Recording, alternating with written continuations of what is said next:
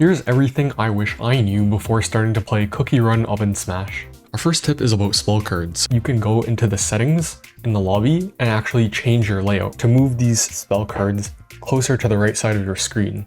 The default layout is really awkward and it's really hard to press the spell card buttons, but if you move it to the right side of the screen, it becomes way faster to click those spell cards reactively, so as a result you'll win way more interactions and way more games.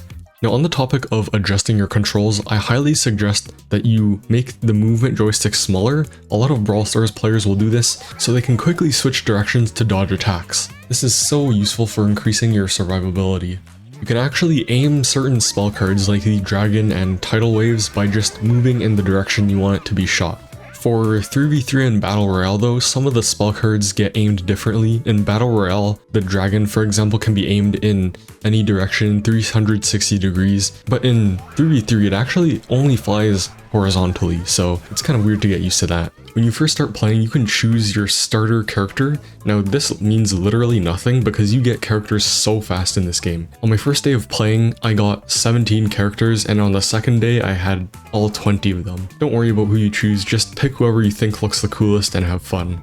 Now you're in the game, ready to name yourself, but you should know that names in OvenSmash are actually unique. Personally, I took the name Ryan because, you know, that's my name, and I got it right as the game released. So while the game's new, try to get a cool name for yourself, if you're into that. If you see another player with 4 numbers at the end of their name, chances are they're probably a bot, so they should be a pretty easy target. Even if it is a player that didn't change their randomized name, they probably play like a bot, so you don't have to really worry about them. In OvenSmash, all the Cookie's abilities are actually cooldown based, so there's a timer for every one of them. This means that it can be a good idea or a bad idea to stall some games out, just so you get that ultimate or special ability to change the tide of the game.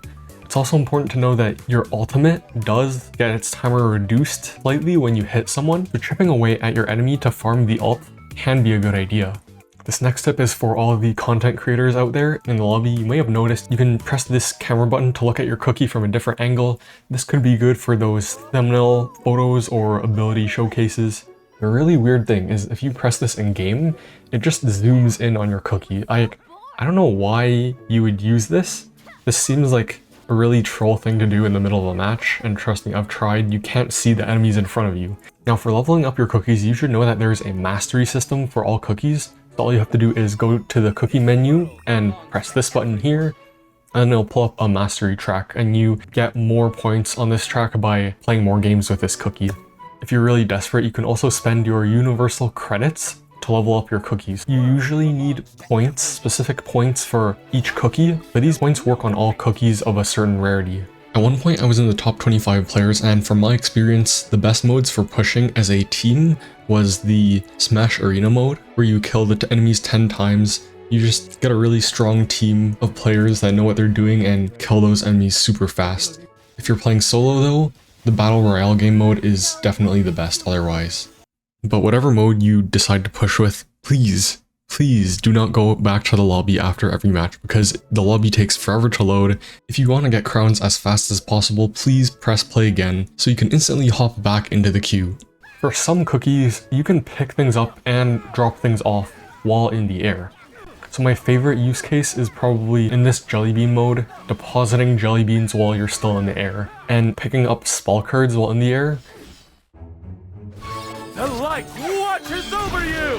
Ha! This ends now!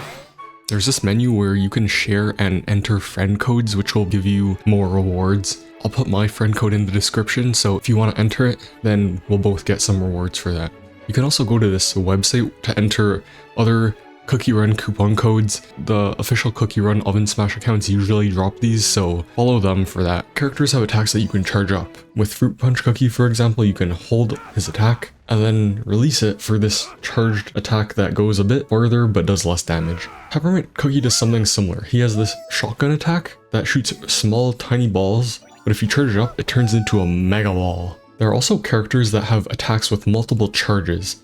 Strawberry Crepe Cookie, for example, has this special attack that knocks people back, right? But you can get this variant that knocks people back twice. It's super annoying in the Battle Royale mode for knocking people into the gas. This emote right here will make an annoying sound whenever you press it. So what you can do is spam it to annoy your enemies and your teammates. Remember, half the game is in your head. It's all in your head. Did you enjoy these tips? Well, if you did, then consider oven smashing that like button, oven smashing that subscribe button, and oven smashing your mom.